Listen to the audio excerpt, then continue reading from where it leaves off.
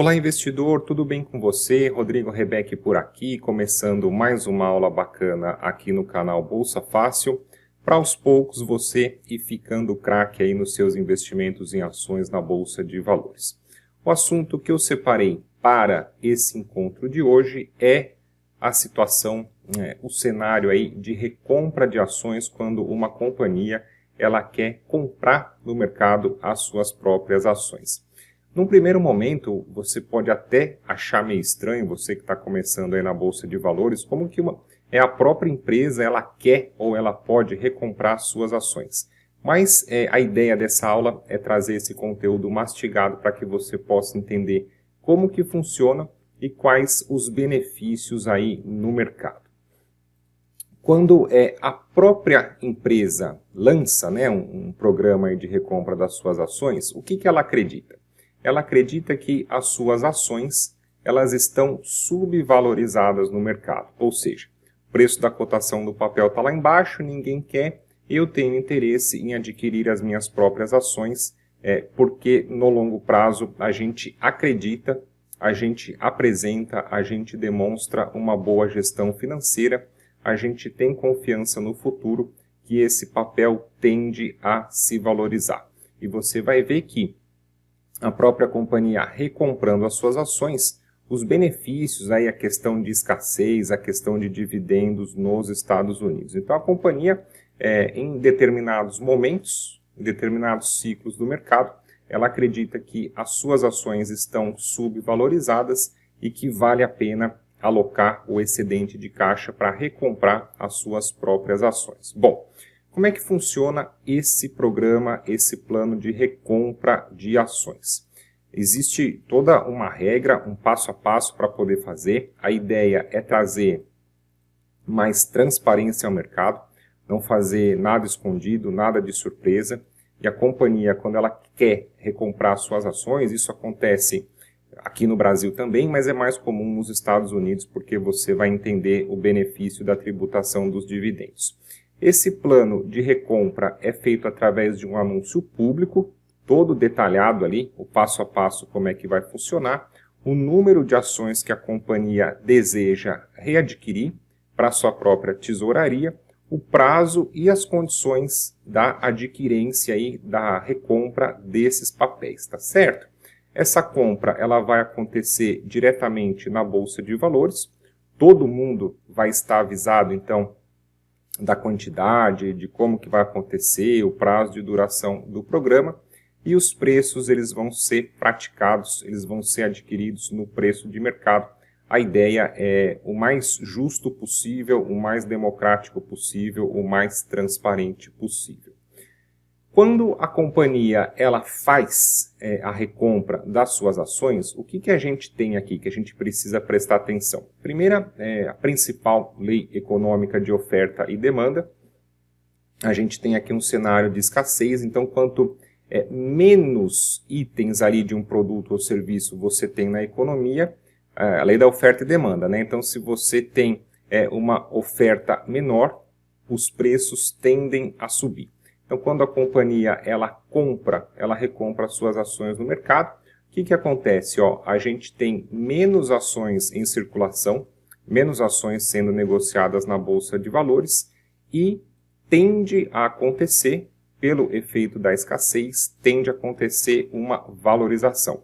Ou seja, você tem menos daquele item disponível da economia, pode haver um maior interesse dos investidores e pode haver uma maior valorização das ações. Então aqui a gente começa a entender que o primeiro ponto no mercado, quando você tem uma política de recompra, isso no longo prazo, pela lei aí, pela interpretação de oferta e demanda, tende a valorizar o papel no longo prazo. Depois, muito importante a gente entender também que o lucro por ação tende a aumentar. Essa conta aqui é muito fácil, então vamos supor que o LPA dos últimos 12 meses, o lucro por ação da companhia dos últimos 12 meses foi 10, tá? Vamos marcar aqui, foi 10. E você tinha 100 ações em circulação. Se você recompra e o número de ações vai para 70, o lucro por ação continuou em 10. só que agora você tem uma quantidade menor de ações em circulação. Ou seja, aquela ação, aquele papel, ele trouxe um lucro maior. E como a gente sabe que no longo prazo a cotação tende a seguir o lucro, se você tem, ou pelo menos se você passa a ter uma ação apresentando um lucro maior, também no longo prazo a cotação do papel tende a subir, tende a acompanhar essa curva. E quando a gente tem também uma alteração no lucro por ação, a gente vai ter alteração de alguns múltiplos de valuation. O investidor pode colocar na balança que pode ser uma oportunidade mais interessante de você comprar uma ação boa e barata, tá?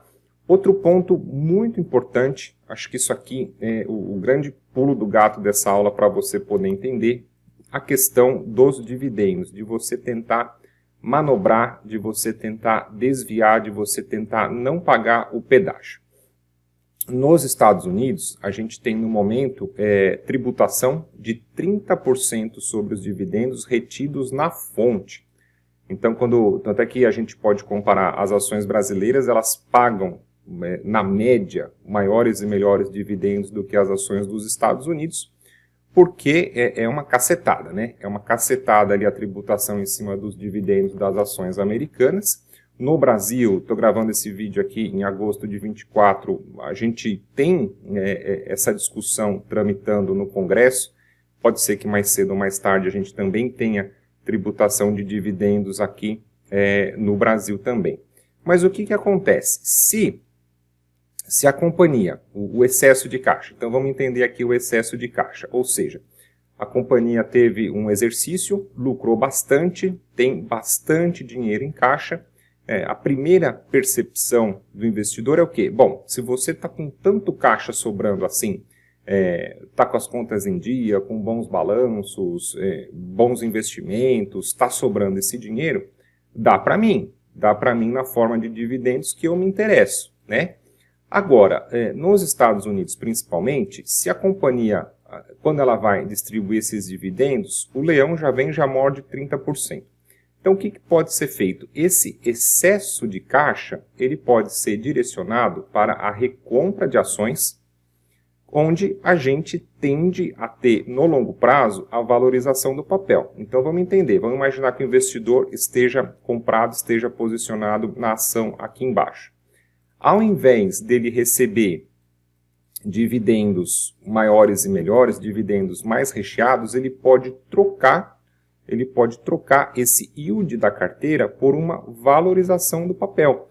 E isso acontece muito, né? A gente vê histórias aí do Peter Lynch, do Warren Buffett, por exemplo, que o que esses investidores, vamos imaginar aqui, uma ação aqui embaixo, né?